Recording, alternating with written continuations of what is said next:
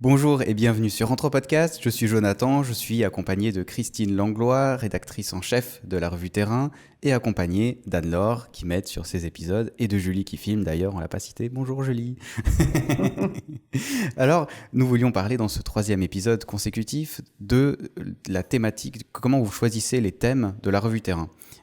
Parce que c'est une revue notamment qui sort tous les 6 mois, donc je suppose que ça pose... Enfin, je ne sais pas combien de temps déjà vous mettez à préparer un thème une fois que vous avez choisi le thème. Parce que 6 mois, c'est court pour avoir... Ah oui, bien sûr. Non, 6 mois, c'est Vous avez combien de numéros d'avance en fait?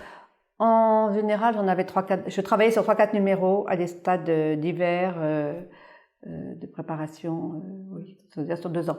Il faut demander au moins 2 ans à l'avance les articles, sachant qu'on laisse... Enfin, ça peut être 1 an et demi, mais il faut laisser au moins 6 mois au chercheur pour écrire son texte, même s'il l'écrira peut-être que le dernier mois, etc. Et s'il arrivera en retard, il faudra le relancer. Mais enfin, il laisse au moins 6 mois quand on commande. Après, nous, on a 6 mois de préparation derrière. Voilà, donc ça fait 1 an. Donc il faut les... Oui, en fait, on les commande souvent 1 an et demi à l'avance. Et on commence à penser et à préparer les autres dossiers thématiques. Donc en général, c'était 3-4 numéros. Le numéro qui était en cours, voilà, en préparation, à sortir bientôt. Le numéro dont tous les articles étaient commandés et commençaient à arriver. Celui où les articles étaient commandés, mais pour plus tard. Et celui auquel on pensait et qui n'était pas encore complété, dont le sommaire n'était pas complété. Alors justement, peut-être parce que moi, je ne sais pas du tout comment fonctionne une revue comme ça. Est-ce qu'on peut prendre depuis le début de la fabrication, on va dire, et puis suivre jusqu'à la fin un petit peu quelles sont les étapes justement, et quelles sont les étapes peut-être qui pour vous sont les plus importantes? Oui. Alors au début, on choisit un thème peut-être? Alors les thèmes, les premiers numéros, c'était donc les appels d'offres dont je vous ai parlé. Donc ça, c'était les thèmes, on n'avait pas trop à les choisir, mais ça, c'était juste valable pour 8 numéros. Après, j'ai pris en transversal dans les recherches de ces différents appels d'offres, des thèmes comme celui de la maison, bon, le thème des animaux, c'était, oui, un petit peu. Encore, j'ai rajouté d'autres textes. Bon, pendant longtemps, il n'y avait donc pas de conseil de rédaction, donc j'étais seule aussi à choisir les thèmes et les autres thèmes. Après, le conseil de rédaction s'est monté, donc c'était, bon, différentes personnes apportaient des thèmes. Souvent, au début, c'était quand même plus moi, mais aussi d'autres membres du conseil de rédaction qui pouvaient proposer un thème. Après, tout le travail, le thème c'est une chose, mais tout le travail c'est de voir s'il y a eu des recherches sur ce thème.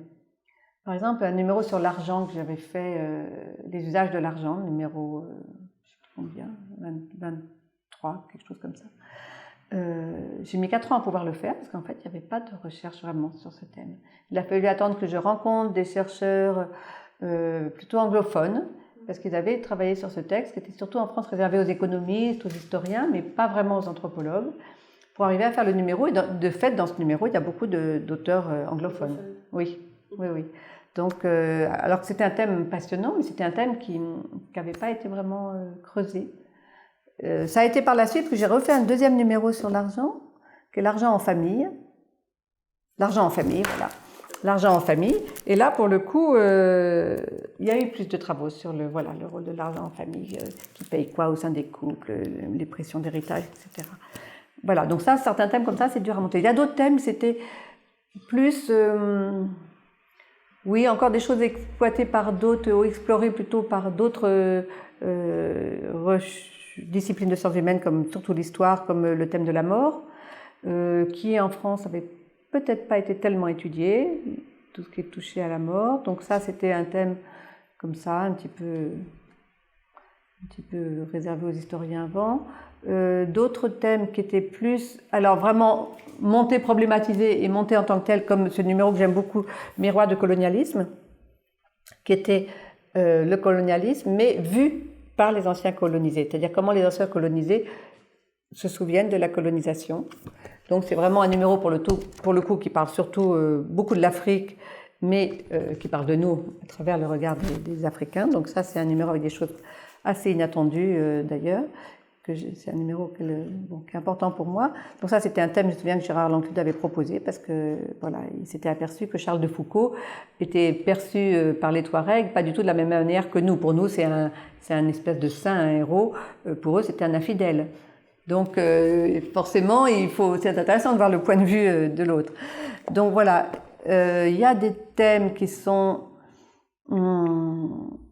oui, des thèmes comme voir la musique, par exemple. Ça, le thème voir la musique, c'est vraiment un numéro avec un point de vue particulier, puisque c'est un peu sur les rapports musique-peinture, notamment musique-couleur. Vous savez qu'il y a des gens qui ont un don, dirais-je, de synesthésie, c'est-à-dire qu'ils voient des couleurs quand ils entendent de la musique. Donc c'était un petit peu, voilà, une approche comme ça sur le rapport entre peinture et musique, ou visualisation et musique. Alors, c'est le premier numéro en couleur. Évidemment, sur ce thème, on pouvait pas publier Paul Klee, notamment en noir et blanc. Et sur les couleurs. Il est bien, lui. Voilà, hein, c'est un de mes peintres favoris, donc bon. Je suis heureuse de le voir là en couleur. Je ne sais pas si vous avez été à Berne, dans ma ville, mais il y a justement le centre. Je veux y aller. Il faut y aller. Le bâtiment est magnifique, les collections sont superbes. Je sais, c'est mon rêve. Je vais y aller, d'ailleurs. Je vais y aller. Non, ça, je veux y aller. J'ai déjà été à Lausanne par une exposition de vie que j'avais trouvée absolument superbe, mais il y a des années. Oui, donc voilà. Donc ça, c'est un numéro comme ça, un thème qui a été vraiment très précis. Et parfois, c'est des thèmes plus fourre-tout. Il y a un numéro sur le feu. Un thème qui était un peu plus fourre-tout. C'était à la fois où on a demandé des articles à la fois des archéologues, un historien comme Alain Bourreau qui travaillait sur. Alors là, je peux malheureusement pas vous aider. Bref, là, on regroupait. C'était à la fois les incendies dans les Landes de Gascogne, c'était le feu, les incandescences médiévales, voilà, c'était ça, Alain Bourreau. Donc, c'était la sorcellerie, les sorcières brûlées, enfin bon, c'était assez fourre-tout, mais avec des articles intéressants. Il y a des numéros alors qui sont construits comme le terme sur transmettre, qui était vraiment sur on transmet certes, mais comment transmettons? Donc là, c'est un thème sur vraiment le comment de la transmission culturelle. Il y a des numéros, alors les morts utiles, ça c'est un numéro construit avec Vinciane Després qui s'est mis à travailler récemment sur ce thème. Et donc c'est pas la mort, c'est les morts utiles. En quoi les morts sont-ils utiles aux vivants? Comment les vivants utilisent les morts, que ce soit pour des pratiques de divination, que ce soit pour des pratiques de mieux vivre eux-mêmes en ayant un rapport avec leur mort, comme aux États-Unis où on montre qu'il y a tout un courant pour les enterrer, les soigner, les laver, les enterrer soi-même. Et on reste avec les morts proches, et on a l'impression qu'ils vous entendent, qu'ils vous parlent, ça vous console. Enfin, voilà, donc c'est un thème assez pointu. Et puis il y a des thèmes qui sont apparus, parce que par exemple celui-là sur la morale, l'œil qui vous surveille, c'était au cours Il me fait penser à Monstres et compagnie, mais je pense pas que ça vient de là. Mais vous avez jamais vu Monstres et compagnie? Non. C'est un film plutôt pour les enfants et il y a un monstre vert qui avec a aussi un gros œil comme ça. Ah oui? Ouais. Non, un peu moins carré, plutôt rond. Mais... Et là, c'était une rencontre avec Dan Sperper, qui lui est anthropologue au départ, est devenu plutôt psychologue, et qui me disait « Ah, mais pourquoi pas un numéro sur la morale? Pourquoi tu ne ferais pas un numéro sur la morale » Parce que ça, c'est autour d'une table de bistrot, parce que beaucoup de numéros, c'est là-bas autour de table de bistrot. Ça, c'est très important. C'est la première étape. Bon, c'est enfin souvent la première étape. Si on discute, c'était ça d'ailleurs. Pourquoi t'as pas fait ça? Celui sur quoi? Mais pourquoi? Ça serait bien de faire un article, un numéro là-dessus. Bon, après ça, il faut trouver les auteurs. Voilà, donc ce numéro... Là, a été très international, dirais, puisque là, donc avec des auteurs, pas mal d'auteurs américains, des psychologues qui travaillent sur ce thème de la morale, des auteurs anglais, des auteurs français aussi, comme Ruhen Augien, que fait la police morale, enfin bon, sur le thème de la morale, comment définir la morale et voilà, quel est son rôle, sa place, donc est-elle universelle ou non, enfin bon.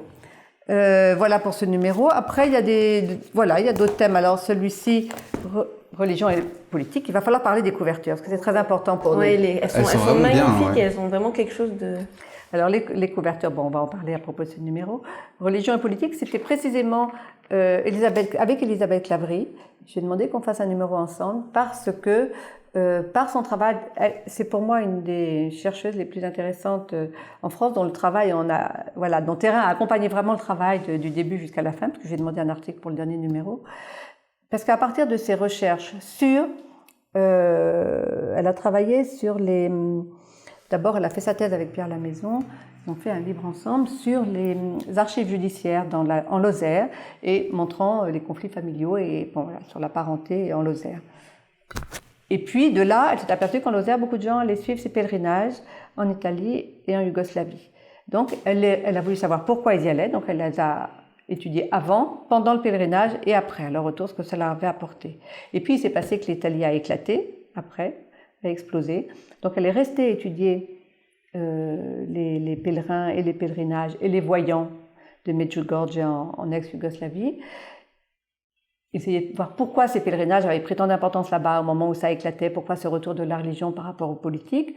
Et puis après, il y a eu l'épuration ethnique à laquelle elle a assisté en partie, enfin elle a assisté surtout, c'est dans un numéro pour Menace, je lui ai demandé un texte pour montrer comment justement les personnes qu'elle connaissait n'avaient pas vu la menace arriver, que même s'il y a tout à coup des gens qui se répandaient dans le quartier, qui arrivaient avec des armes, qui demandaient les noms des gens, voilà, donc elle a resté travailler là, et de là, de l'épuration ethnique, elle est partie au tribunal pénal international à La Haye, où elle travaille depuis 2-3 ans, et donc c'est tout un parcours, et qui finalement, la politique est donc entrée complètement dans son domaine. Voilà, donc on a fait ce numéro religion politique, et le graphiste, parce qu'il faut que je parle des graphistes qui nous accompagne depuis le numéro sur le diable, que je n'ai pas là, et auquel je donne l'introduction, le thème, ils ont les articles, qu'ils les mettent en page aussi, et il faut qu'ils imaginent une couverture. Voilà. Okay. Donc on a... Celle-ci est excellente. Hein. Oui, celle-ci est excellente, et très d'actualité malheureusement. Celle-ci, j'aime bien aussi, les analyses de sang, les globules rouges. Le divan globule rouge. Ça me fait penser à un gâteau à la framboise, moi, mais je sais pas. Voilà, je dois avoir mais ce sont des globules rouges. Mais de loin aussi, au début, quand je regardais du coin de l'œil, j'y ai cru. Le virus qui traite des virus biologiques et informatiques, donc un peu la forme du virus Ebola et en même temps les puces. C'est celui-ci où vous parlez un petit peu de biohacking, oui, ces voilà. gens qui... Oui, je trouvais ça superbe. Celui-là. Donc, ce sont donc...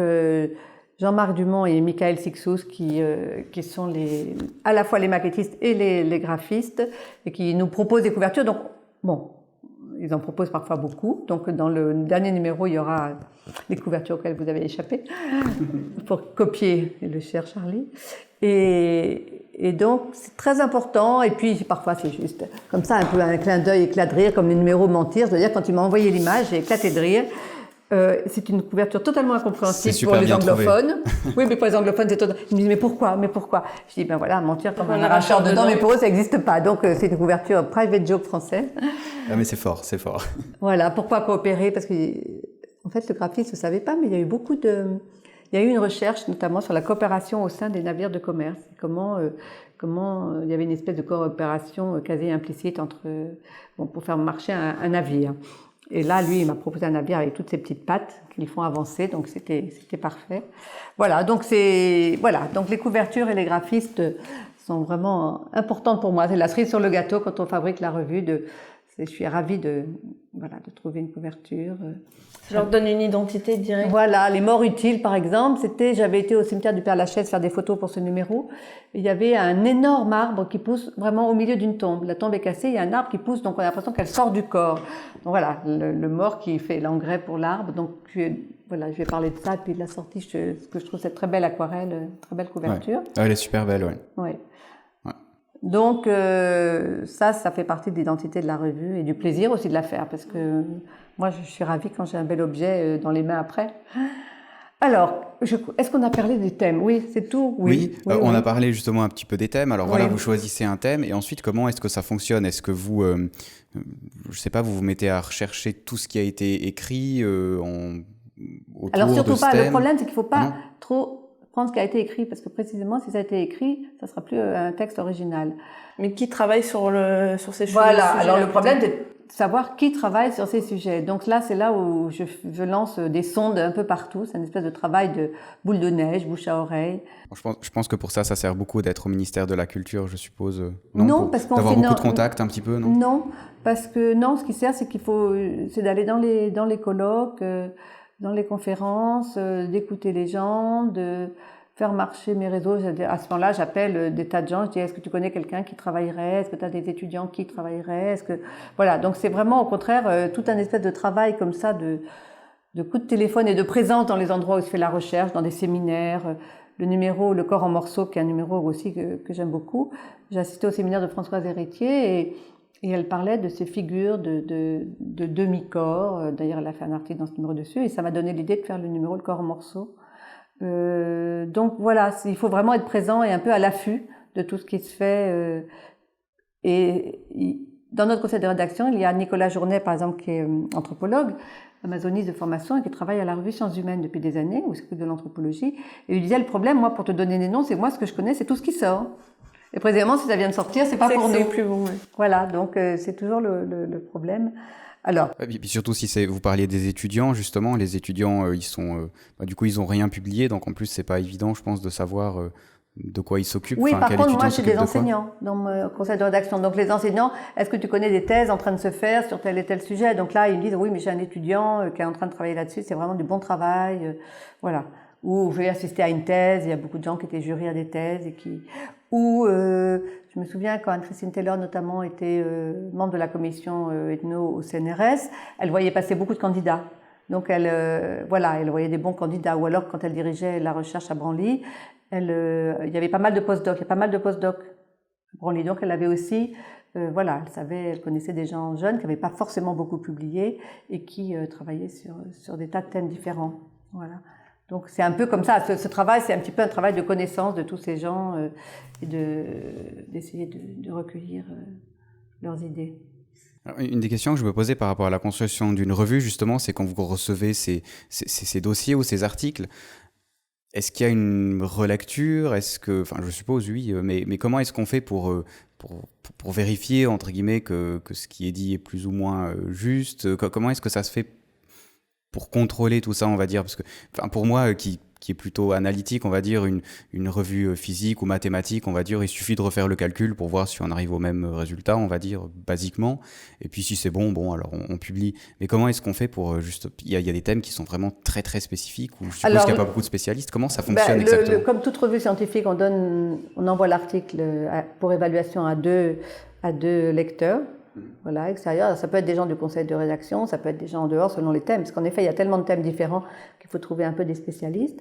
Après, je recueille leur avis. Si leur avis, en général, les gens vont dans le même sens. C'est-à-dire qu'ils peuvent proposer des modifications différentes, mais ils vont dans le même sens sur la qualité d'un texte. Bon, parfois, ce n'est pas le cas. Parfois, j'ai un avis positif, un avis négatif. Donc à ce moment-là, je prends un troisième lecteur. Et après, il me faut décider. De toute façon, c'est compliqué. Moi, c'est mon rôle de décider. Mais il y a peu de cas où les lecteurs et moi, on ne soit pas d'accord, en fait. Par contre, il y a tout un travail Là, les spécialistes sont vraiment très importants pour conseiller parfois des lectures nouvelles, des références qui manquent, des modifications pour dire non, mais là, ça va pas du tout, ça a déjà été dit 14 000 fois, donc ça n'a pas d'intérêt cet article, même s'il peut avoir l'air comme ça intéressant, mais eux, ils savent qu'il n'y a rien de nouveau.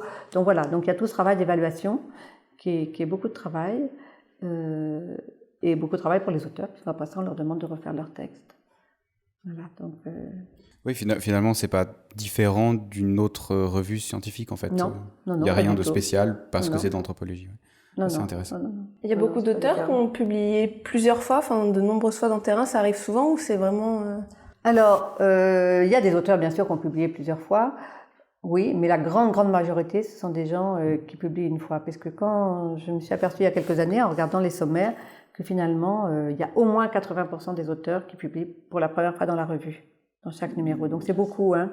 Oui, je regardais, par exemple, là, dans ce numéro, il y a des gens, ils n'ont publié qu'une fois, ils n'ont jamais republié. Il y en a 2 qui ont publié 2 fois, ou 3 fois. Voilà, donc il y a beaucoup d'auteurs différents, oui. Ça brasse pas mal de monde, du coup. Oui, ça brasse beaucoup de monde, et pour moi, c'est l'intérêt. Enfin, c'est à chaque fois trouver des gens nouveaux, donner un écho à leur travail, des gens souvent pas connus ou lointains, ou des gens... connus dans un autre cadre. Donc oui, ça brasse beaucoup, il y a beaucoup d'auteurs nouveaux. Et ça, c'est le travail de recherche des auteurs et qui est intéressant. C'est là qu'il y a un vrai boulot, je pense aussi. Est-ce que, avant de passer dans le prochain épisode au futur de la revue Terrain, est-ce qu'il y a encore une ou deux choses que vous trouveriez intéressantes de dire, qui pourraient intéresser nos auditeurs, des points spécifiques peut-être, auxquels on n'a pas pensé? Si vos auditeurs sont notamment des jeunes chercheurs qui veulent publier, il y a beaucoup de chance. Il y a beaucoup de chance. Donc je leur dirais surtout d'écrire de manière simple, éviter le jargon, c'est ce qu'on essaie de faire, vraiment éviter les articles jargonnants, penser que ça doit être accessible à toute personne cultivée, habituée à lire des sciences humaines, mais pas forcément spécialiste du thème. Donc éviter le jargon, avoir des données de terrain solides, parce qu'on n'a pas parlé du titre de la revue, mais elle s'appelle Terrain précisément parce que les ethnologues font du terrain. Donc souvent à partir de cas concrets, les articles, donc d'avoir des données solides, de faire relire leurs textes par leurs collègues, camarades, directeurs d'études avant de l'envoyer à une revue, parce que parfois on nous envoie des brouillons, c'est très dommageable pour les auteurs. Il vaut mieux nous envoyer un texte vraiment très très lu. Moi j'étais frappée que sortait à l'école des études à Toulouse, tous les articles qu'ils m'envoyaient étaient vraiment de bonne qualité, bien écrits. Bon, mais ils m'ont dit, il y a au moins 4 personnes autour qui relivent et qui conseillent déjà l'auteur et lui font faire des corrections avant de l'envoyer à la revue. Donc ça, c'est vraiment important de vraiment préparer bien ces articles. Et puis, prenez des photos de vos terrains en très haute définition, sinon on ne peut pas les exploiter, et avec le droit des personnes, avec l'accord des personnes qui y figurent, ou alors il faut qu'elles soient de dos. Voilà, mais pensez que aussi l'illustration est importante pour les gens pour comprendre le terrain, pour le visualiser, etc. Donc voilà, petit conseil. Ouais, c'est des petits détails, mais je pense que si on ne les fait pas, ça peut vraiment détériorer le travail qui est peut-être bon à la base, quoi. Surtout du point de vue des images, je pense. C'est vrai que c'est peut-être pas le truc. Bon, les images, oui, les gens ils pensent pas tout le temps. Bon, nous, du coup, on fait un gros travail de recherche iconographique, mais c'est vrai que quand c'est des terrains lointains, parfois c'est très difficile pour nous d'avoir certaines images. Donc il faut vraiment que les... Bon, maintenant c'est très facile, les gens ont des appareils numériques, mais justement, toujours en très haute définition, jamais en basse définition. Et les gens croient qu'ils vont sur Internet, ils arrivent tout fiers, ils nous disent « Vous voyez, sur Internet, il y a plein d'images. » Ok, on n'a pas les droits, c'est la très basse définition. Comment retrouver les auteurs? C'est pas exploitable pour nous. Donc, il faut vraiment penser aux images. Oui. Petit détail, mais qui peut changer les choses. Alors, du coup, je propose qu'on passe aux prochains épisodes gentiment. On va parler du futur de la revue Terrain, puisque vous l'avez évoqué plus tôt, mais la revue Terrain va se terminer en septembre, sauf erreur. Ça va être le dernier numéro en septembre. Donc, on va savoir un petit peu pourquoi, parce que pour l'instant... tout semble aller bien dans le meilleur des mondes, on va dire. À la prochaine, dans 2 semaines, et encore merci à Christine Langlois et à Anne-Laure. Merci à vous. Là, le problème, c'est que là, j'ai mon devoir de réserve de fonctionnaire. Mais comme je partirai exactement, je ne sais pas quand ça va passer, votre... Non, ça passe quand vous voulez, accessoirement. Non, mais bon, c'est pas grave. Comme je suis sur le départ, comme je vais partir en début octobre, c'est pas très grave, parce que...